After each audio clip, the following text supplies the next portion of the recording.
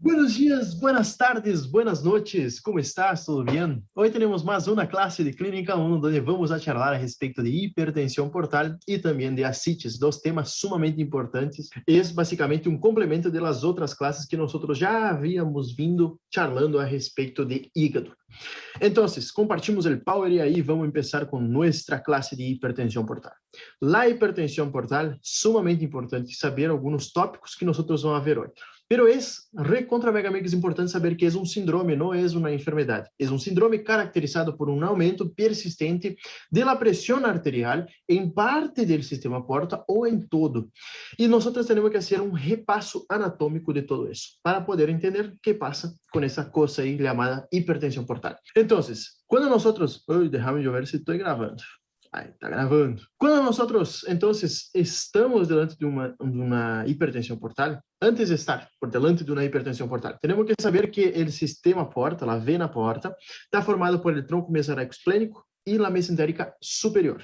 Lá nas tomoses dessas duas venas, ou seja, tronco mesoráquico esplênico com mesentérica superior, vai dar o sistema porta, ou a vena porta. A vena porta, además de receber de quase todo o intestino delgado, intestino grueso e um terço do recto, o recto superior, vai receber também por las venas gástricas a sangre do estômago. Sim, ou seja, basicamente tudo que nós ingerimos passa por el sistema porta. O sistema porta termina onde? En el hígado. Sí, en el hígado se ramifica em dois, em direita e esquerda, que vai lóbulo direito e esquerdo direito e esquerdo, direita vai para o direito e esquerda vai para o esquerdo.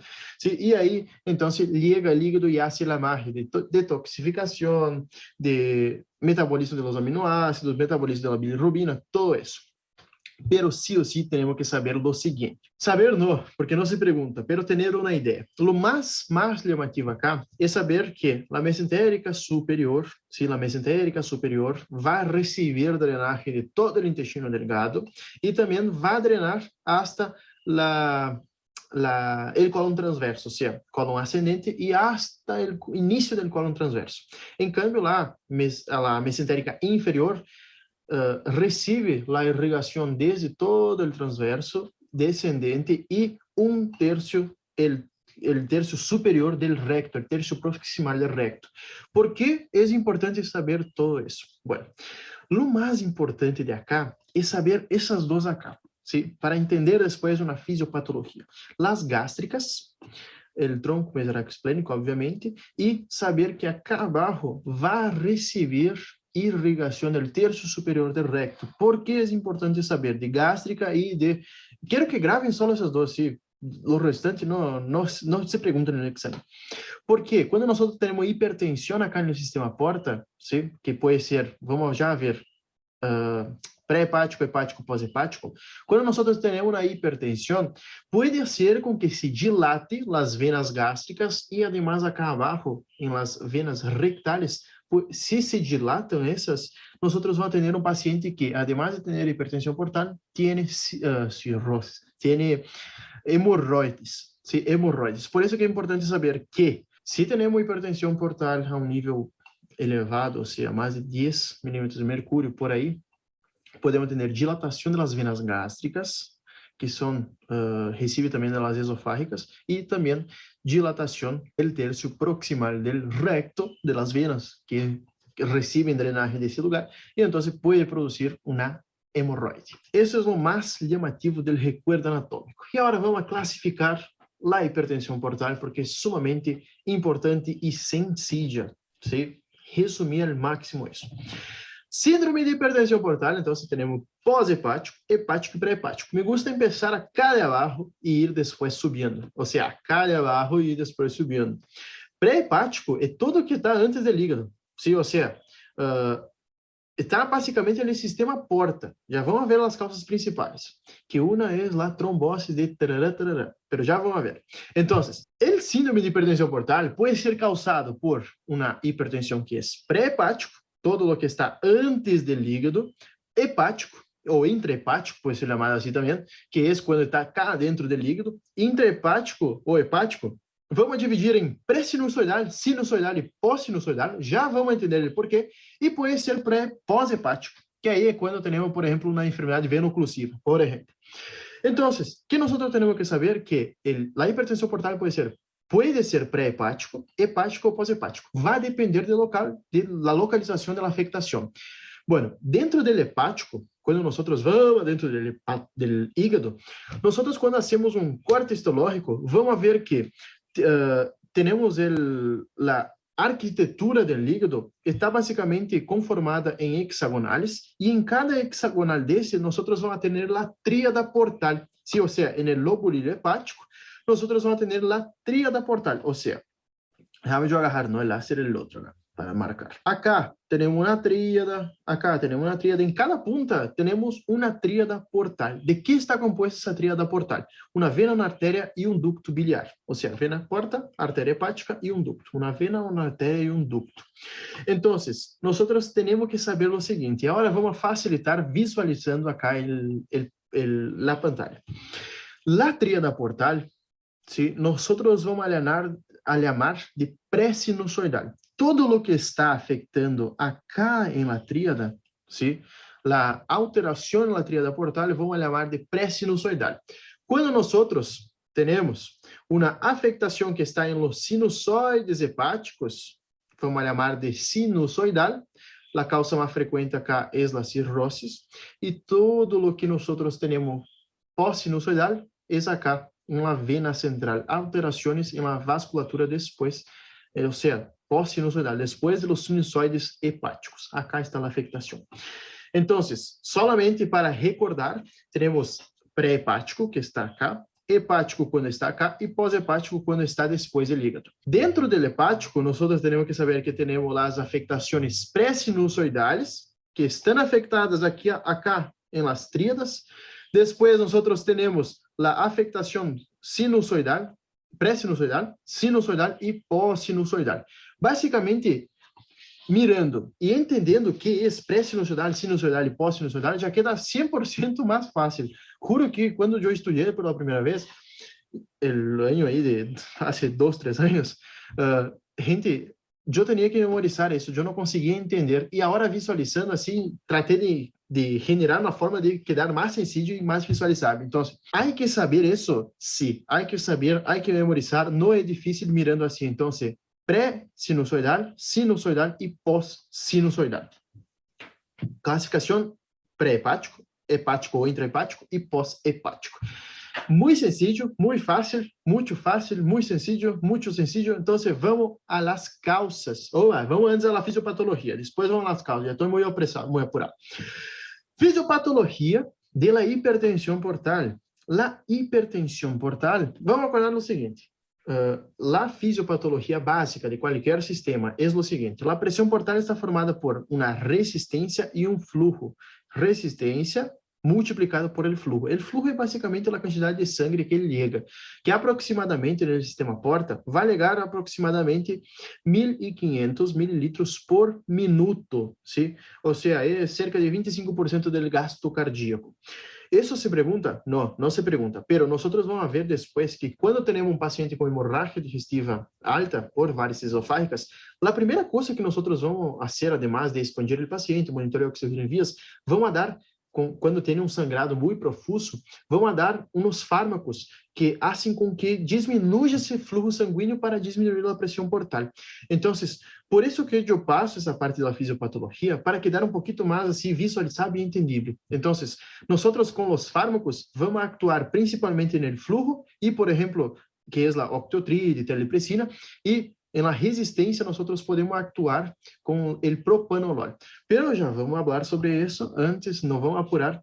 Antes, temos que saber que na pressão portal, então, está formada por uma resistência e um fluxo. Isso se pergunta? Não, não se pergunta, pero só para visualizar, assim, entender os tratamentos. As pressões en el sistema porta é basicamente o seguinte: quando temos uma pressão de 2 a 5 milímetros de mercúrio, hasta 6 em nosso sistema porta, é uma pressão normal. Então, o normal é de 2 hasta 5, máximo 6. Depois de 7, uma pressão portal maior ou igual a 7, vamos chamar de hipertensão portal. Quando essa pressão vai evolucionando, ou seja, vai empeorando, vai aumentando a pressão portal, y sube por arriba de 10 milímetros de mercurio, van a tener la formación de varices esofágicas, porque se dilatan las venas y entonces empieza la formación de varices. La varice nada más, nada menos es que la dilatación de la vena por cuenta de esa presión aumentada. Ah, ¿por qué las venas se dilatan con mayor facilidad?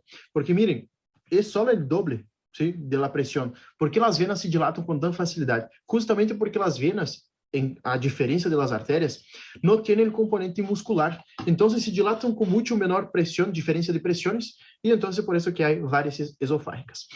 Y después, cuando nosotros ascendemos un poquito más de las varices esofágicas, o sea, que empieza a formarse ahí con 9, 10 milímetros de mercurio, cuando tenemos una presión portal mayor de 12 milímetros de mercurio, ahí sí puede ocurrir hemorragias digestivas altas por sangrado varicial espontâneos, muchas de las veces. Entonces, ese paciente acá está en el horno, o sea, está lascado. Bueno, ¿qué es importante saber? Presiones, sí o sí, son sumamente importantes. 2 a 5 es lo normal, más de 7, hipertensión portal, 10 empieza las varices esofágicas y una presión, un paciente que ya viene con hemorragia digestiva alta, ya sabemos que tiene seguramente más de 10 o más de 12.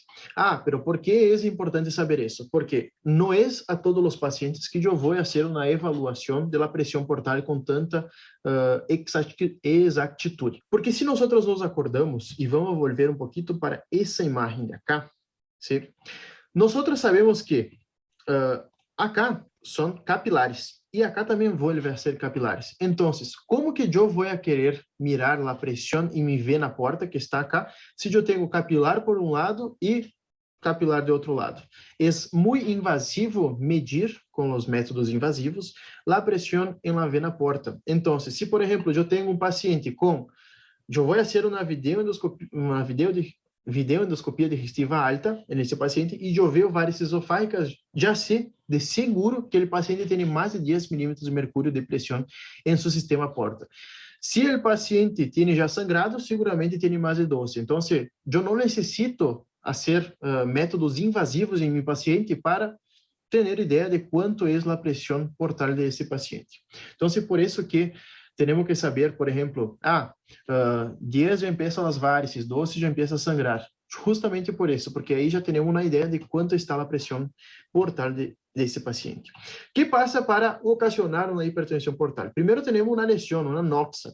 Essa noxa aumenta a pressão portal e faz um fluxo retrógrado, faz uma congestão passiva. Essa congestão passiva, por exemplo, imaginamos que temos um paciente com cirrose, temos uma fibrose aí nos sinusoides hepáticos, impede o correto passagem da sangue, congestão passiva. Essa congestão tem que ir para algum lado, porque não vuelve de volta aos capilares. Então, há abertura da circulação colateral e há um fluxo hiperdinâmico que perpetua e empeora. Ou seja, nós, quando temos, por exemplo, uma cirrose, é uma enfermidade progressiva, é a última etapa de qualquer enfermidade, mas é uma enfermidade progressiva. E quando temos aumento da pressão portal, já quer dizer que o nosso paciente já está quase aí no caixão, para não dizer outra coisa. Por quê? Porque essa sangue aí que se acumula vai dilatar as venas e o paciente vai ter varices esofágicas, generalmente pode morrer por conta de um sangrado varicial. Então, é muito grave e é muito, me olvidei a palavra, pero é bastante lástima, assim, entender que um paciente que llegue nessa pressão portal vai provavelmente morrer.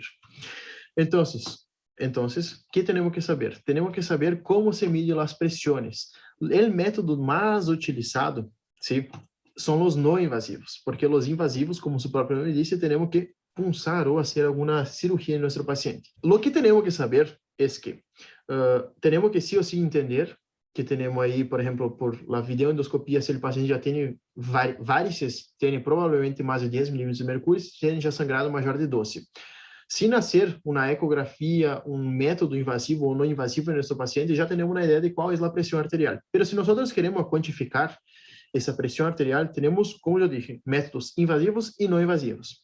Os métodos são cateterismo de las venas suprahepáticas, punção esplênica com agulha fina cateterismo de la vena porta, quirúrgicamente, ou seja, não é sencillo de fazer, por isso que temos capilar de um lado e capilar do outro, é difícil chegar acá, a donde é la vena porta, e medição da pressão das varices esofágicas por punção direta da varice.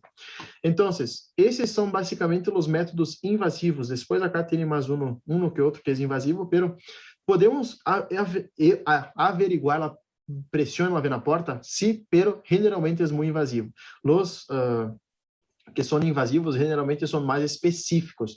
Em cambio, os métodos de imagem, por exemplo, como o ecodoppler, que é o mais utilizado hoje em dia para evaluar a pressão da vena porta, é um pouquinho menos específico, ou seja, tem um rango aí que pode um pouquinho variar de lo que realmente é do paciente. O ecodoppler, ¿sí? Nós vamos evaluar a vena porta. Em uma vena porta, se por exemplo, tem uma dilatação maior de 12 milímetros ou 13 milímetros, 12 ou 13 milímetros, é sugestivo de hipertensão portal. Em la endoscopia, evaluar as varices, justamente porque se temos varices, seguramente já tem mais de 10 milímetros de mercúrio, de pressão, e isso já é muito elevado, se tem sangrado maior de 12. Estou repetindo isso porque é sumamente importante, porque muitas das vezes pensamos, podemos ir um catéter, por exemplo, Swan-Ganz, era tão sencillo de fazer Swan-Ganz por uma via central, se põe o catéter e listo, pero não, acá não há como pôr o catéter.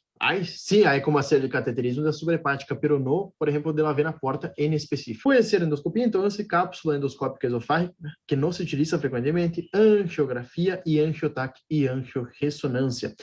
Sumamente importante a angiografia em los casos que temos trombose portal, ou seja, uma afectação pré-hepática.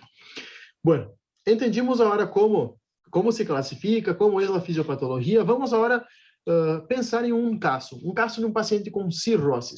Esse paciente com cirrose, então, já falamos que tem uma alteração na histoarquitetura do hígado, ou seja, de los sinusoides hepáticos.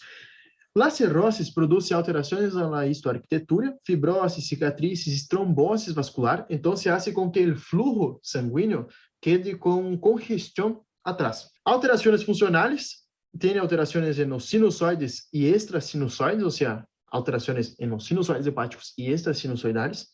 Isso faz um aumento da resistência intrahepática, generando na hipertensão portal. Agora vamos entender o ciclo vicioso que queda. Se temos hipertensão portal, há vasodilatação esplácnica e sistêmica.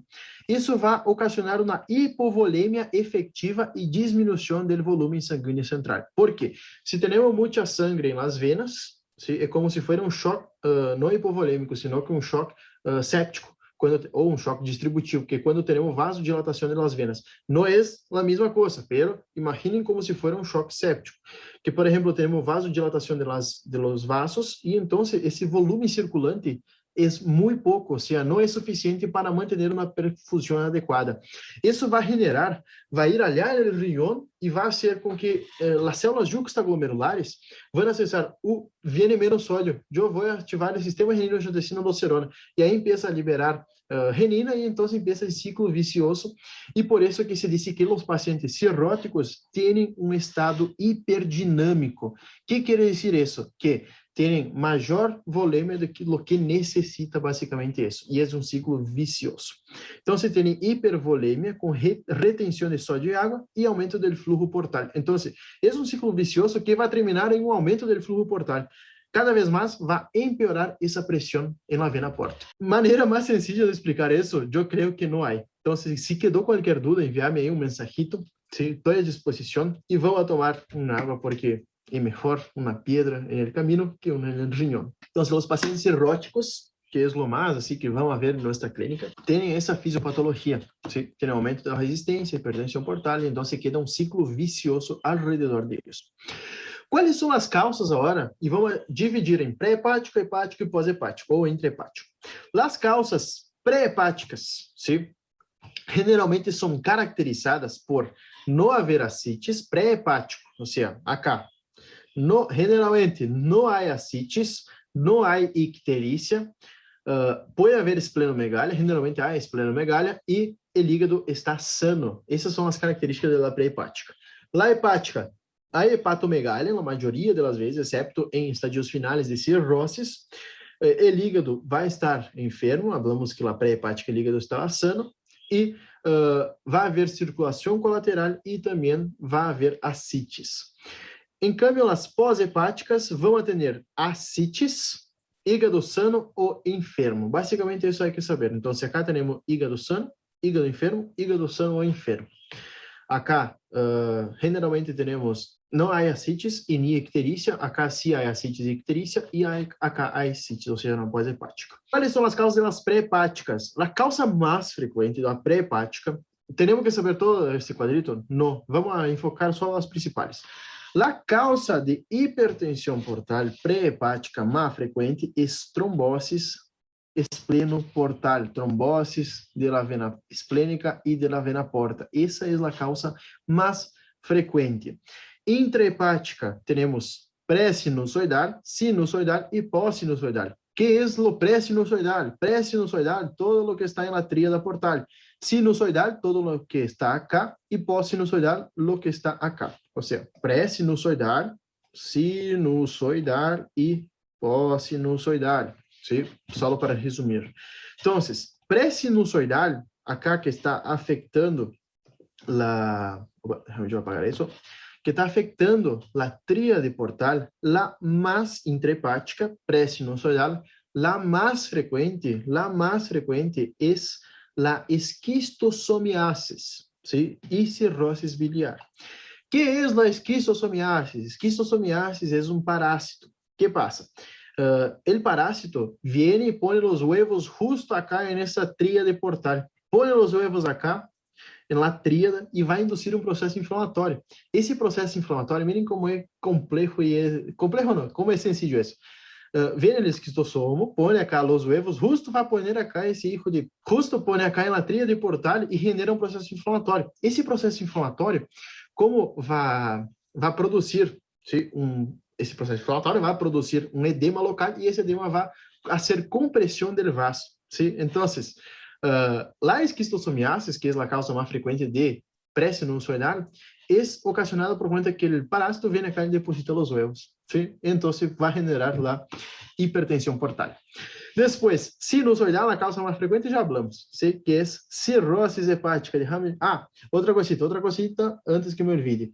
Lá, agora que vi, sarcoidose e tuberculose fazem a mesma coisa, ou seja, fazem uma alteração pré-sinusoidal acá en la tríade portal, y entonces por eso que el paciente puede tener, cuando tiene sarcoidosis y tuberculosis, puede tener una hipertensión portal. Cualquier falta, así, no me acuerdo de las causas de cirrosis, ponele sarcoidosis, porque sarcoidosis causa todo, ¿sí? Bueno, solo para hacer un chip así.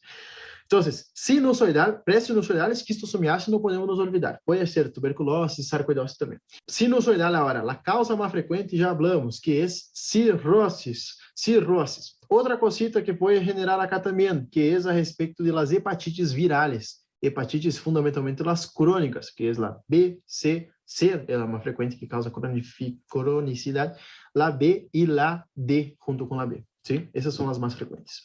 Y pós-sinusoidal, o sea, acá pós-sinusoidal, solo para hacer una vueltita, es los sinusoides hepáticos, antes que passamos a pós-sinusoidal, es los sinusoides hepáticos donde tenemos los hepatocitos. Entonces, es acá que ocurre la magia, ¿sí? De detoxificación, de todo lo que se imagina, es acá que nosotros tenemos las cirrosis. Por isso que quando temos, por exemplo, cirrosis acá, teremos um processo inflamatório, esse processo inflamatório vai destruir a arquitetura, essa arquitetura linda acá que estamos vendo, é perdida, e então a sangre chega acá por o pré-sinusoidal, por a tríada portal, não consegue passar de maneira adequada hasta a vena central, e então genera uma hipertensão acá portal, ou seja, uma hipertensão retrógrada. Por isso que nas cirroses, quando se destrui tudo isso, se destrui acá, não passa na sangue e então se causa fluxo retrógrado e por isso que tem hipertensão portal. Pós-sinusoidal, qual é a causa mais frequente? A enfermidade veno-oclusiva. Enfermidade veno-oclusiva. E pós-hepática, quase me confundi, é o síndrome de Budd-Chiari, ¿sí? Síndrome de Budd-Chiari, quando temos uma oclusão da vena cava inferior. Basicamente, então, as causas pré-hepáticas, hepáticas e pós-hepáticas vimos todas, sim? Sumamente importante, isso é pergunta de horário, então, vamos gravar isso porque parece bobagem, pero não é. Outra causa de pós-hepática, insuficiência cardíaca, sim? Insuficiência cardíaca. Bueno, clínica, então, nosso paciente vai apresentar clínica quando tem uma pressão generalmente maior de 10 milímetros de mercúrio. Antes disso, pode ser assintomático. Aí sim, depois dos dias, temos manifestações clínicas, pero quando a pressão está maior de 12, temos manifestações mais severas, como, por exemplo, o sangrado varicial. As manifestações clínicas, por exemplo, quando um paciente tem hipertensão portal, é, por exemplo, a dilatação das venas da piel, ¿sí? Ou seja, temos dilatação da piel, com isso vai generar um aspecto em cabeça de medusa. Acá eu não consigo ver a cabeça de medusa, onde está escrito, pero quando, se no exame te aparece uma imagem assim, isso é, e com a pança assim, que provavelmente está lleno de líquido, e uma cites muito marcada acá, tem hasta o ombligo acá, a vezes que salta para fora, que eu mostrei outra vez. ¿Sí? Quando te aparece uma imagem assim, com essa dilatação das venas, é em cabeça de medusa. Eu não consigo ver, pero bueno, assim é. Outra manifestação que pode aparecer também é as varices esofágicas. Acá estamos vendo com el endoscópio, acá no esófago do paciente, se essas são varices esofágicas que estão prontas para a qualquer momento romper. Miren como está dilatado isso. E qualquer alimento, muitas das vezes, pode ser com que mal mastigado, mal triturado, pode ser com que se rompa essas varices. E acá também, como já falamos, a hemorroide. Hemorroide, generalmente, como é o terço superior ou terço mais interno, generalmente as hemorroides são internas e não externas, como tem nessa imagem acá. Generalmente são hemorroides internas. Bueno, outra cosita, hepatoesplenomegalia. ¿Sí? Hepatoesplenomegalia, se, por exemplo, a causa é suprahepática, que aí se causa uma congestão hasta mesmo no hígado e pode generar uma hepatomegalia junto com a esplenomegalia. Esplenomegalia está mais associadas a causas, pode ser tanto hepáticas, quanto pré-hepáticas e quanto pós-hepáticas. Pero, quando nós temos, por exemplo, uma hepatomegalia, esplenomegalia, acuérdense que devemos palpar desde a fossa ilíaca direita. Essa é a semiologia básica. A palpação empieza desde a fossa ilíaca direita. Fossa ilíaca direita. Isso. Bueno, e também, em último dos casos, se quando o paciente está muito grave, pode ter encefalopatia hepática. Sí ou sí, é quando o paciente já tem muita afectação hepática, pode ter encefalopatia hepática justamente porque o hígado não detoxifica mais de maneira adequada, então se passa o amoníaco, o amônio, aí vai ao cérebro e causa ele edema cerebral. Antes que me olvide, nós temos que saber o seguinte, generalmente, por conta da hipertensão portal, temos quatro manifestações que são bem características da hipertensão portal. Então, é ascites, depois temos formação de cortocircuito portosistêmico, que aí empieza a aparecer as varices, depois esplenomegalia congestiva e encefalopatia. Essas quatro são consequências da hipertensão portal. Depois, se nós nos acordamos de alguns pacientes com cirroses, aí sim já se pode agregar a sintomatologia acá também, porque os pacientes com cirroses generalmente têm cirroses alcoólica, hábitos de Chvostek, telangiectasias, contractura palmar, o de Dupuytren, hipertrofia parotídea, os huevos achican, ascites, então, e icterícia. Então, os pacientes, nós podemos sumar acá, dependendo da causa, obviamente, vai ter a sintomatologia dependendo da causa. Diagnóstico, então, se hace medindo as pressões no sistema porta, pero se nós já vemos em uma videoendoscopia digestiva alta que já tem varices, então, a vezes nem necessita fazer a medição das pressões. Então, podemos fazer medição com cateterismo, com punção esplênica, solo volvendo o que já falamos, cateterismo da vena porta, medição das pressões das varices esofágicas, e imagem, eco, veda e angiografia, que são os principais. Bueno, e é assim que ocorre, temos um hígado com cirroses, causa dilatação tanto das venas gástricas, porque a vena porta recebia das venas gástricas, então se causa congestão total das venas gástricas e depois ascende hacia o esôfago, as venas esofágicas. Qual é o tratamento da hipertensão portal? A hipertensão portal, generalmente, nós vamos saber que esse paciente tem hipertensão portal quando o paciente já vem com uma hemorragia. Então, quando o paciente vem com hemorragia digestiva alta, a primeira coisa é corrigir a hipovolemia com cristalóides ou ringer lactato. Temos que controlar o sangrado o mais rápido possível, ¿sí? Prevenir o resangrado, prevenir as complicações e prevenir o deterioro da função hepática. Então, corrigir a volemia. Primeiro, chegou o paciente muito agudo, está com hematemesis ou vomitando essa sangue que quedou muito tempo já no estômago, em poço de café.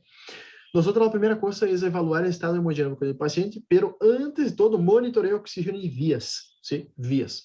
Corrigir a hipovolemia, generalmente essa hipovolemia se corrige com cristalóides, se necessário, ou que é ringer lactato ou solução fisiológica.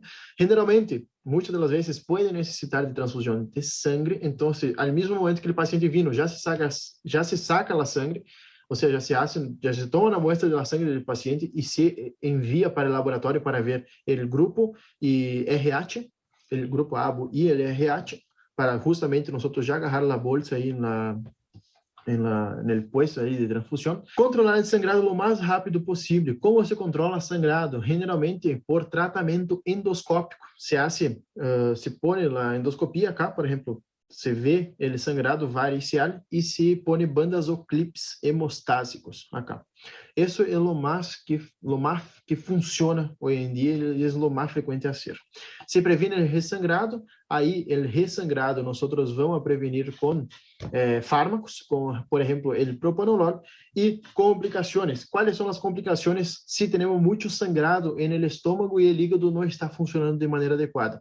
Muita sangue, muita proteína. Proteína vira aminoácido, o hígado não hace nada com esse aminoácido, então se acumula amoníaco vai generar uma encefalopatia hepática. Então, primeira coisa, primeira não, sino que uma das primeiras coisas que temos que fazer com esse paciente é poner uma sonda e aspirar todo esse sangue que está no estômago para que não vá ao trato digestivo, ao intestino delgado e grueso para hacer sua absorção. Outra cosita, nós então ponemos a sonda e vamos dar lactulose para nosso paciente, para começar a cagar mais, ou seja, para ativar, para acelerar seu trânsito intestinal, porque aí evitamos com que essas proteínas quedem muito tempo aí em contato com a parede do intestino e se absorvam por completo. E prevenir o deterioro da função hepática, que já vamos ver. Então, está sangrando muito? Clips hemostásicos. Outra cosita que se pode fazer também, quando o paciente está sangrando e não há como parar, é um balãoncito. Deixa eu ver se tenho acá a imagem do balão. Não tenho o balão. Mas generalmente a pergunta de exame é isso, não sei porquê. É difícil de fazer o balão, é difícil de conseguir esse balão, mas você pergunta no exame. O paciente está sangrando por várias esofágicas. ¿Sí? Imaginem que temos acá o esôfago, ¿sí? E isso é o balão. O balão se põe acá, justo aonde está sangrando, e se infla. Esse inflar do balão faz com que comprima as venas. ¿Sí? O balão tem o nome de balão de Sanger-Stacking-Blackmore. ¿Sí? Sanger-Stacking-Blackmore é o mais utilizado. O que passa? Tem muito boa eficácia porque comprime as venas e impede su sangrado, e então se pode deixar hasta 24 horas esse balãoncito aí. Depois se saca e se faz o tratamento hemostático, quando está sangrando assim de maneira difusa e que não há como parar esse sangrado. Então, se pode pôr o balão, e acuérdense desse balãoncito acá, porque é utilizado quando se complica a coisa. Então, se põe aire, dilata o balão no esôfago aí, se dilata e estanca ele sangrado. Pero o mais que se mais utiliza são os clips, como você pode ver acá, clips hemostásicos. Está sangrando, vem um negócio aí que chupa o vaso e põe o clip. Em resumo, ¿sí? De todo o que já falamos, nós vamos fazer o seguinte: paciente vem, falamos de uma maneira bem assim, rápida e não muito organizada. Agora vamos organizar um pouquinho melhor. Viene el paciente con sangrado digestivo alto, o sea, hemorragia digestiva alta. La primera cosa que se hace generalmente en los hospitales que son top de los top, se utiliza um fármaco vasoconstrictor, ou seja, que diminui o risco esplácnico. Nós vimos antes a fórmula que a pressão portal era por la resistência e o flujo. Se nós diminuímos o flujo, diminuímos a pressão portal. Então, se o paciente vindo sangrando, um método de diminuir esse sangrado é com os vasoconstrictores, que é a somatostatina ou terlipressina, ou análogos da somatostatina, como o octiotride. Então, se damos esses fármacos, generalmente não tem em todo lugar, porque é caro. Então, se damos esses fármacos para diminuir a pressão portal, e, consequentemente, se diminui a pressão portal, essa vena não é que deixe de sangrar, senão que sangra menos. Reponemos a volemia, sim?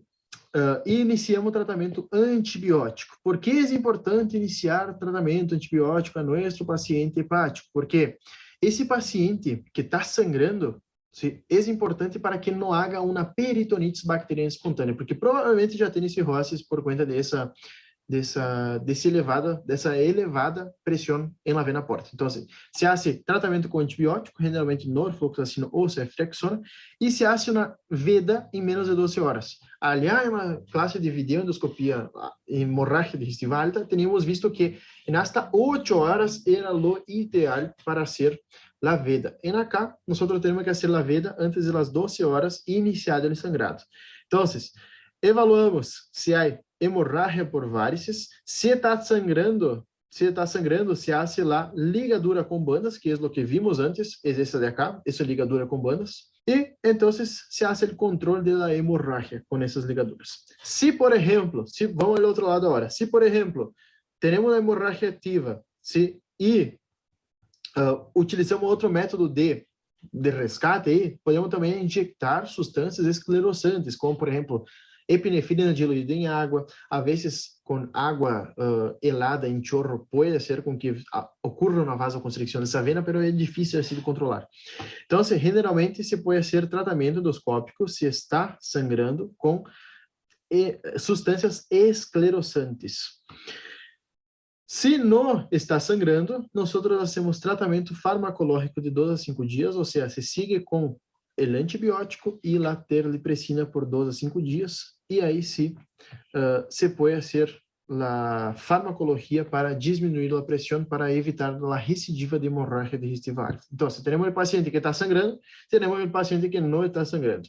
Ele que está sangrando, nós podemos utilizar clips, ou seja, as bandas, ou injeções de substâncias esclerosantes, ou se o paciente não se consegue controlar a hemorragia, se pode fazer o seguinte: se vuelve a hacer uma endoscopia, e se não melhora com essa segunda endoscopia, nós podemos utilizar o taponamento com balão de sangue Stacking Blackmore.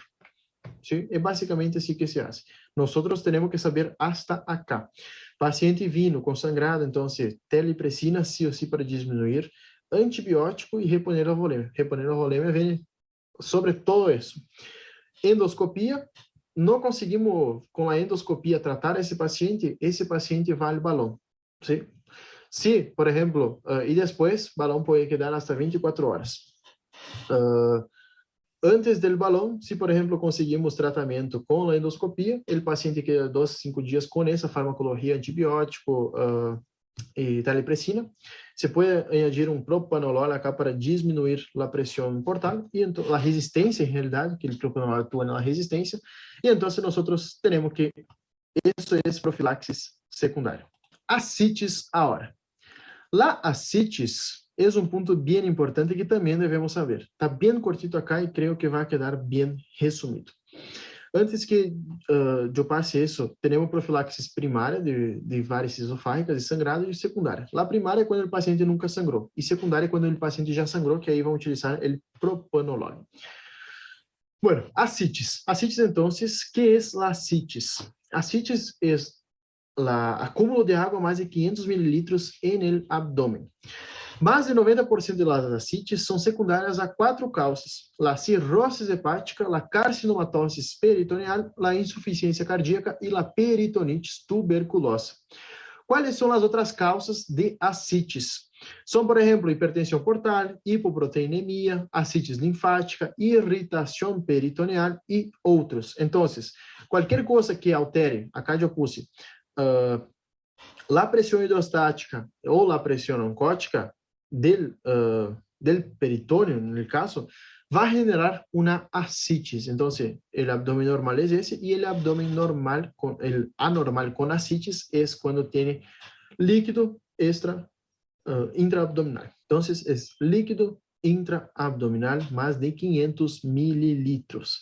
Generalmente, 3/4, assim, uns 80, 75%, é causado por cirrosis. Como se hace o diagnóstico? O diagnóstico basicamente se hace a partir da anamnesis, o exame físico, os estudos laboratoriais complementares, que é laboratório, ecorradiografia, e a paracentesis, que é o famoso índice de Gasa. Se nós temos um paciente com ascites, provavelmente vamos fazer uma paracentesis se nós sospechamos que pode ter infecção aí. Pero basicamente temos que saber que quando vamos fazer paracentesis em nosso paciente, quando o paciente tem a ascites de debut, ou seja, a primeira vez que tuve ascites, que tem ascites, nunca tuve isso, paciente hospitalizado com ascites, sospecha de infecção de líquido, deterioro clínico, encefalopatia, hemorragia digestiva, alteração da função renal. Quando está contraindicado a ascites? Obviamente, quando o paciente tem alguma alteração na coagulação. Em pacientes cirróticos que têm contraindicações relativas, quando não têm plaqueta suficiente, e quando têm escassas complicações. A mais frequente é o hematoma da parede e não requer transfusão. Ou seja, quando você vai punçar, pode generar um hematoma da parede. Essas são as indicações e contraindicações da paracentesis. A paracentesis é basicamente punçar o abdômen, sacar o líquido ascítico. Generalmente, a paracentesis é muito utilizada quando o paciente tem ascites, generalmente se hace, e nós vamos fazer com o paciente em decúbito supino ou em decúbito lateral esquerdo, se há pouco líquido.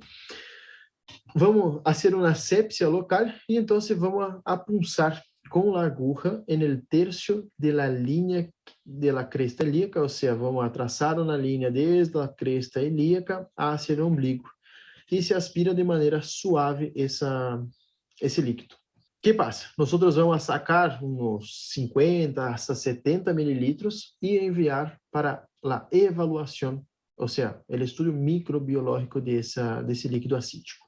Quando vem o líquido acítico, nós vamos evaluar o índice de Gasa. O que é o índice de Gasa? Me olvidei de dizer uma coisa contra mega mix ultra importante. E esta foi boa que eu abri isso.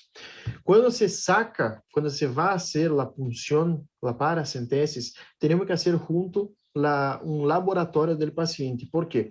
Porque no laboratório nós temos que pedir a albúmina sérica do paciente para ser o índice de Gasa. O índice de Gasa nada mais, nada menos é que a albúmina da sangre do paciente e a albúmina de la ascites. Nós hacemos uma divisão entre os dois, e se dá, miren isso, porque é sumamente importante e se pergunta no exame, isso é o que mais llueve no exame. Se dá maior de 1,1, o índice de Gasa maior de 1,1, é cirrosis, insuficiência cardíaca, hepatites alcoólica e síndrome de Budd-Chiari. Se dá menor de 1,1 el índice de Gasa, pode ser qualquer outra causa, como, por exemplo, ausência de hipertensão portal, por exemplo, em caso de ausência de hipertensão portal, carcinomatoses, tuberculose peritoneal, serocites, ascites pancreática e coliperitonitis. Então, índice de Gasa sempre entra em los exámenes, sempre entra em los orales. Albúmina sérica menos albúmina de la ascites. Maior de igual a 1, generalmente a causa é hepática ou cardíaca, e se dá menor ou igual a 1, um tipo, qualquer outra causa. Tumor, inflamações, infecções, qualquer coisa. Nós vamos classificar as ascites a partir de sua severidade, em grados 1, 2 e 3. 1 é leve, 2 é moderada e 3 é severa. 1 é quando tem muito pouco líquido, que aí temos só o diagnóstico por ecografia. A moderada se detecta por clínica, ou seja, tem uma distensão abdominal, Y la severa es cuando tiene mucha distensión abdominal que llega hasta mismo la panza y muy tensa. Nosotros no conseguimos ni deprimir esa panza de tan tensa que está. Vamos hablar que tenemos una ascitis refractária quando é resistente a diuréticos, por exemplo, uma ascitis que não responde à restrição de sódio e à dieta e a doses altas de diuréticos, e uma ascitis refratária diuréticos intratáveis é quando, por exemplo, o paciente não pode tomar diurético por alguma outra causa. Então, la ascitis, nosotros tenemos acúmulo de líquido intraabdominal más de 500 mililitros y puede ser leve, moderada y severa.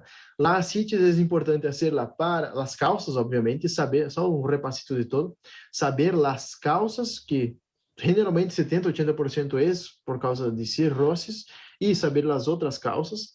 No necesita saber 25 causas, solamente unas 5, 6, por ahí es importante saber. La paracentesis, ¿sí? ¿Para qué sirve? Y cómo se hace el índice de gasa que tenemos que hacer con la albúmina sérica del paciente y albúmina del líquido. Y entonces vamos a ver cuál es la posible causa. Mayor o igual a 1 o es hepático o es cardíaco, y menor o igual a 1 es cualquier otra causa, infección, tumor, cualquier mismo otra causa. Eso es lo que tenemos que hablar hoy. Entonces, em resumo de la classe es, hipertensão portal e ascites são dois temas sumamente importantes e que generalmente se pergunta. Vimos as cositas que mais se perguntam nos exames e pido que porfis venham por lo menos uma vez mais essa classe porque é sumamente importante. Há coisas acá que nós tratamos de facilitar para deixar mais sencillo o estudo. Bueno, muitas bendiciones e qualquer dúvida me escrevam. Hasta la próxima clase. Adiós.